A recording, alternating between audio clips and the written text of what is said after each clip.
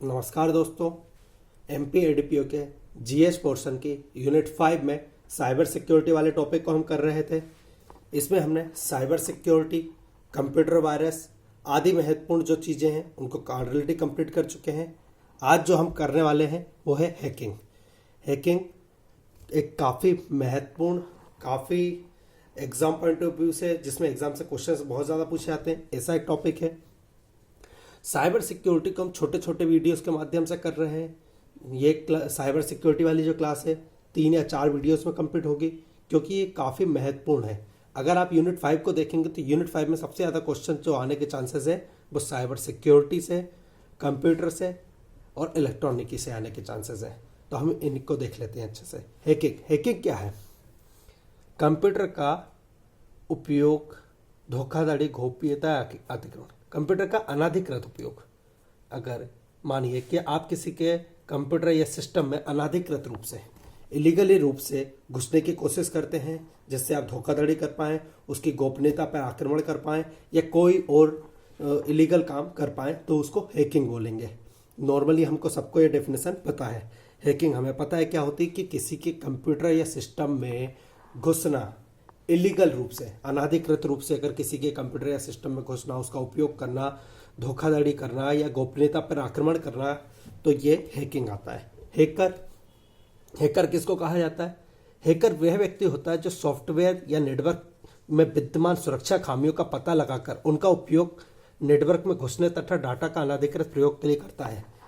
आप मान के चलिए एक व्यक्ति है जो आपके सॉफ्टवेयर या नेटवर्क में कोई अगर खामी है, कोई डिफॉल्ट है, कोई फॉल्ट है, उसको पता चल गया, उसके माध्यम से वो आपके कंप्यूटर या सॉफ्टवेयर में घुस जाएगा या फिर आपके आईडी को हैक कर लेगा। एक तरीके से समझ लिया, आपके आईडी हैक करना, फिर अनाधिकृत उपयोग करेगा वो आपके नेटवर्क का, आईडी का, सिस्टम का, सॉफ्टवेयर का। उस व्यक्ति को हैकर बोलता है। हैकरों के प्रकार, इससे सबसे ज़्यादा क्वेश्चन पूछा जाता है हैकरों के प्रकार से। सबसे ज़्यादा क्वेश्चन आते हैं हैकरों के प्रकार से। ठीक है, पहला जो आता है वो आता है black hat hacker. Black hat hacker वो व्यक्ति होता है जो दुर्भावनापूर्ण एक सिस्टम में अनाधिकृत प्रवेश करता है। नॉर्मल सी बात है, सिंपल सी बात है। अगर कोई व्यक्ति दुर्भावना से, गलत भावना से एक सिस्टम में अनाधिकृत रूप से प्रवेश करता है, यानी उसको अधिकार नहीं है, अनाधिकृत मतलब उसको अधिकार नहीं है, वो दुर्भावना से प्रवेश कर रहा है आपके सिस्टम में, इसको बोलते हैं ब्लैक हैट हैकर। इनको क्रैकर्स भी बोला जाता है। ये क्वेश्चन सीधे पूछा गया है एमपीपीएससी के द्वारा कि किस टाइप के हैकर को क्रैकर्स भी बोला जाता है। तो याद रखिएगा, ब्लैक हैट हैकर को क्रैकर्स भी कहा जाता है। ब्लैक हैट हैकर को क्रैकर्स भी कहा जाता है। ब्लैक हैट हैकर्स कौन होते हैं? जो दुर्भावना से अनाधिकृत रूप से एक सिस्टम में प्रवेश करते हैं। एक होता है व्हाइट हैट हैकर। ठीक है, जैसे ब्लैक हैट हैकर बुरे हैकर होते हैं, व्हाइट हैकर अच्छे हैकर होते हैं। हैकिंग का उद्देश्य अच्छे कार्यों के लिए करते हैं। हैकिंग का उद्देश्य अच्छे कार्य, सर अच्छे कार्यों के लिए हैकिंग हो सकती है, बिल्कुल हो सकती है। अगर कोई डिफॉल्ट है, कोई सिस्टम में कोई प्रॉब्लम आ रही है, अगर सिस्टम कहीं लॉक्ड हो गया है, तो कंपनी आपसे बोलेगी यार हमारे सिस्टम को हैक करके वो जो लॉक्ड हुआ है उस सिस्टम को फ्री करा लो। तो वो अच्छे कामों के लिए होता है, उसको बोलते हैं व्हाइट हैकर। एथिकल हैकर भी कहा जाता है, याद रखिएगा। जैसे ब्लैक हैट हैकर को क्रैकर बोला जाता है, व्हाइट हैट हैकर को एथिकल हैकर भी बोला जाता है। आपने बहुत ज़्यादा सुना होगा एथिकल हैकिंग, आजकल बहुत ज़्यादा प्रचलित है, बहुत सारे बच्चे इसका कोर्स करते हैं, एथिकल हैकर। फिर आता है ग्रे हैट हैकर। ये ब्लैक हैट और व्हाइट हैट का मिश्रित रूप बोला जाता है। अगर क्वेश्चन आए पीएससी में पूछे कि ब्लैक हैट और व्हाइट हैट के मिश्रित रूप को कौन सा हैकर बोला जाता है, तो याद रखिएगा ग्रे हैट हैकर बोला जाता है। ग्रे हैट हैकर ये गैर कानूनी तथा अच्छे दोनों काम करते हैं। पता नहीं रहता कि कौन सा काम करेंगे, कभी गैर कानूनी भी कर सकते हैं, कभी अच्छे भी कर सकते हैं, तो इनको ग्रे हैट हैकर बोलते हैं। स्क्रिप्ट किडीज यानी बच्चे।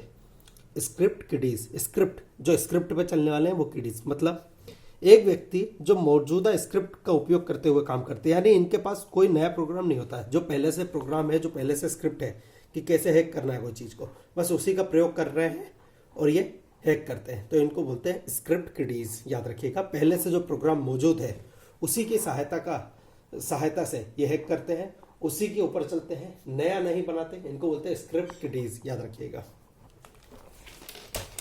फिर आता है हैक्टिविस्ट कौन होते हैं? हैक्टिविस्ट वो व्यक्ति होते हैं जो हैकिंग का उपयोग राजनीतिक एजेंडा या सामाजिक एजेंडा के लिए करते हैं। मतलब हैक कर लो किसी की साइट और वहां पर अपना मैसेज चला दो, उनको हैक्टिविस्ट बोलते हैं। आप ये बात बहुत देखते होंगे, दुनिया में बहुत ज़्यादा होती है कि बहुत सारी वेबसाइटों को हैक करके वहां पर अपना पोस्टर लगाया जाता है, तो वो जो लगाते हैं वो हैक्टिविस्ट होते हैं। ठीक है, आपने नॉर्मली देखा होगा जैसे पाकिस्तान की एम्बेसी के साथ बहुत ज़्यादा होता है, उनकी बहुत सारी वेबसाइटें हैक हो जाती है और जिसको जो लिखना रहता है वो लिख देता है उनकी वेबसाइट पर जाके। ये होते हैं हैक्टिविस्ट, याद रखिएगा। हैकिंग का उपयोग कर राजनीतिक या सामाजिक एजेंडे को चलाने वाले लोग होते हैं हैक्टिविस्ट। ठीक है, फिर है red hat hacker.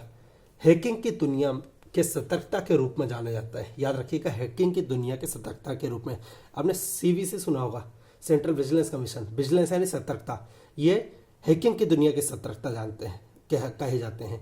Red hat hacker ये हैकिंग की दुनिया की सतर्कता के रूप में जाने जाते हैं। ब्लैक हैट हैकर को रोकने या कम करने का यह प्रयास करते हैं। हमने जो ब्लैक हैट हैकर पढ़े थे, जो गलत काम कर रहे थे हैकिंग के द्वारा, उनको रोकने का प्रयास कौन करता है? रेड हैट हैकर, याद रखिएगा। उनको रोकने का प्रयास कौन करता है? Red hat hacker.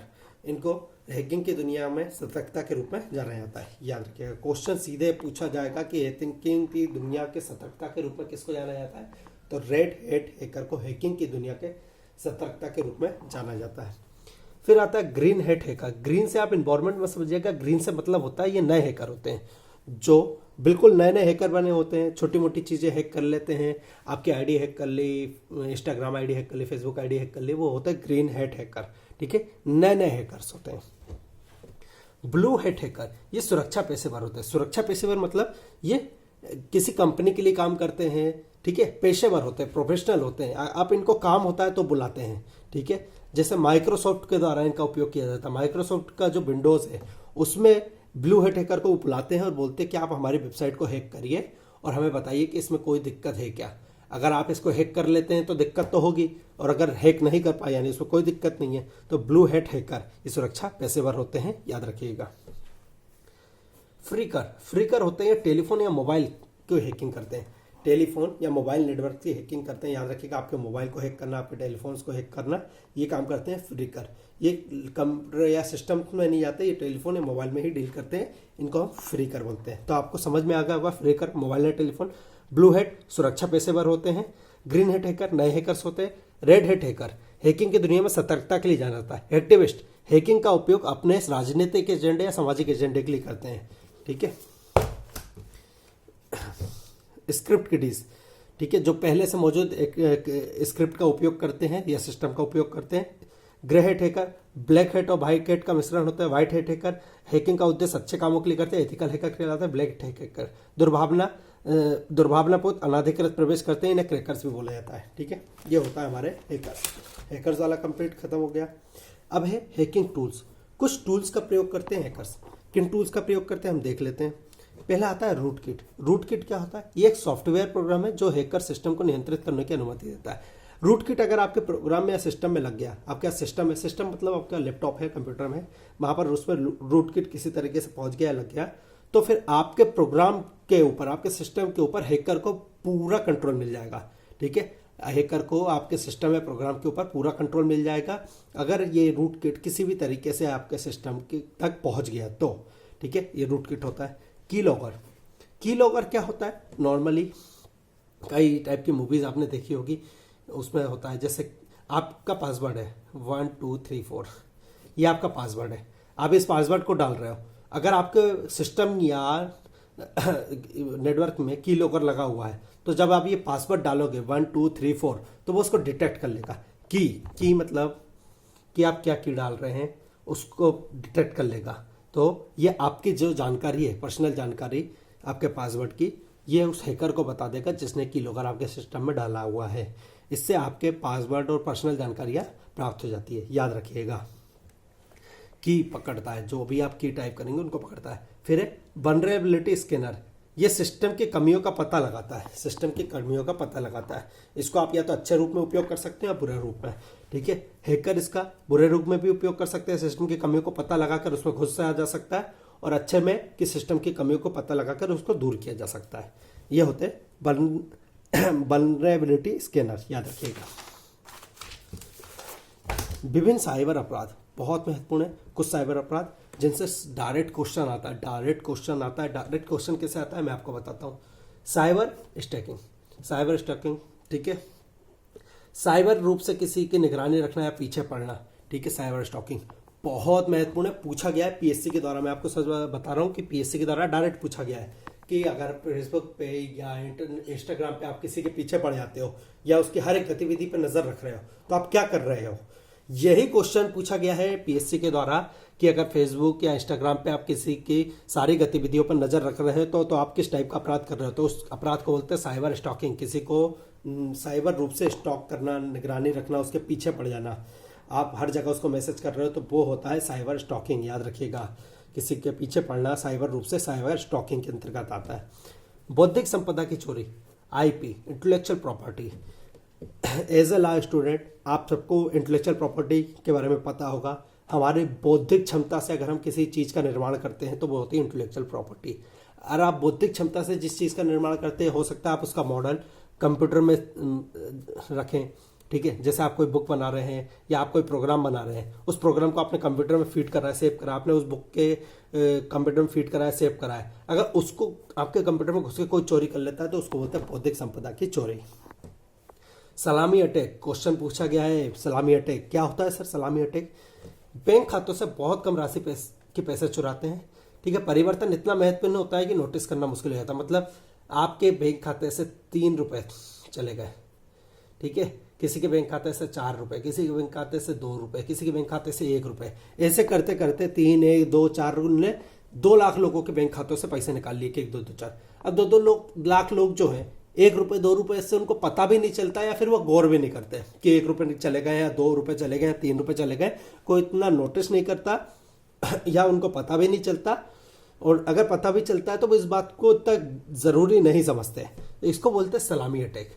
अब देखिए 2 लाख लोगों के अकाउंट से अगर 3-3 रुपए निकाले हैं तो उसके पास तो होगा 6 लाख रुपए। याद रखिएगा, 2 लाख लोगों के अकाउंट से 3-3 रुपए निकाले गए हैं तो जिस व्यक्ति के द्वारा निकाले गए उसके पास होगा 6 लाख रुपए, यानी काफी बड़ी अमाउंट उसने जोड़ लिया है, ठीक है। तो इस टाइप के अटैक को सलामी अटैक बोलते हैं, जो बैंक खातों से बहुत कम राशि में पैसा चुराते हैं, परिवर्तन इतना महत्वपूर्ण होता है कि नोटिस करना मुश्किल होता है। याद रखिएगा, सलामी अटैक यानी बार बार अटैक, बार बार अटैक, बार बार अटैक, बार बार अटैक, छोटे छोटे अटैक होते हैं। तुम्हारे अकाउंट में 3 रुपए का होगा, तुम्हारे अकाउंट में 4 का, तुम्हारे अकाउंट में 2 का, तुम्हारे अकाउंट में 5 का, तो ये होता है सलामी अटैक। याद रखिएगा।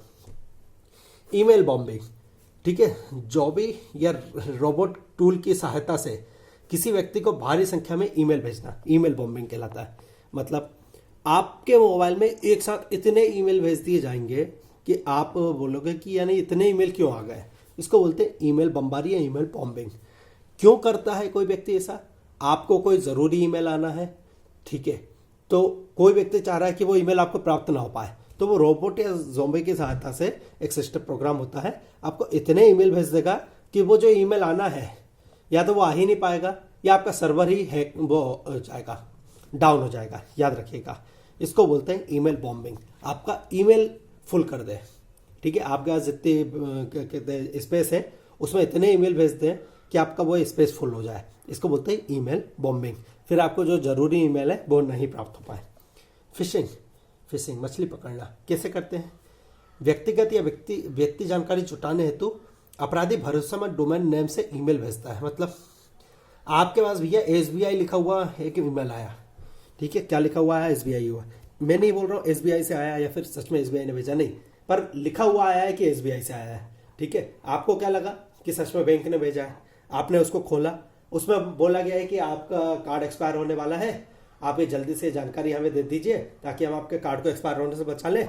आपने उस व्यक्ति को दे दी अपनी जानकारी, तो आप होगा फिशिंग के शिकार। उसने जाल फेंका, मछुआरे ने जाल फेंका मछली के लिए, आप पकड़े गए तो आपकी हो गई फिशिंग। याद रखिएगा, ठीक है। आपको उसने भरोसेमंद डोमेन नेम से ईमेल भेजा, ठीक है, आपको लगा कि सच में कंपनी SBI की ओर से आया है या किसी और बैंक की ओर से आया है, ठीक है, आपने उसको खोल लिया। और अगर आपने उसको खोला और उसके बाद बुक आपने उसने आपसे जानकारी मांगी, आपने उसको जानकारी मांगी, तो आप फिशिंग के शिकार हो गए। याद रखिएगा। इसके बाद है आइडेंटिटी थेफ्ट। आइडेंटिटी थेफ्ट क्या होता है?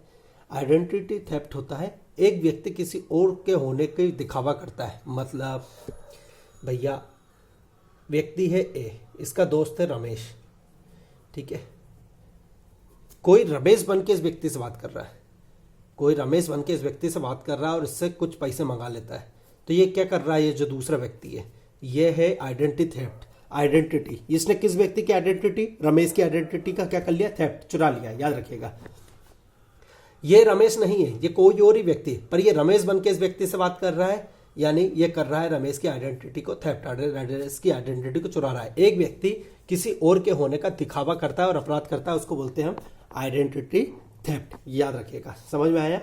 स्पूफिंग भी बिल्कुल लगभग वैसा ही है, पर थोड़ा एक माइनर सा अंतर है आइडेंटिटी थेफ्ट और स्पूफिंग में।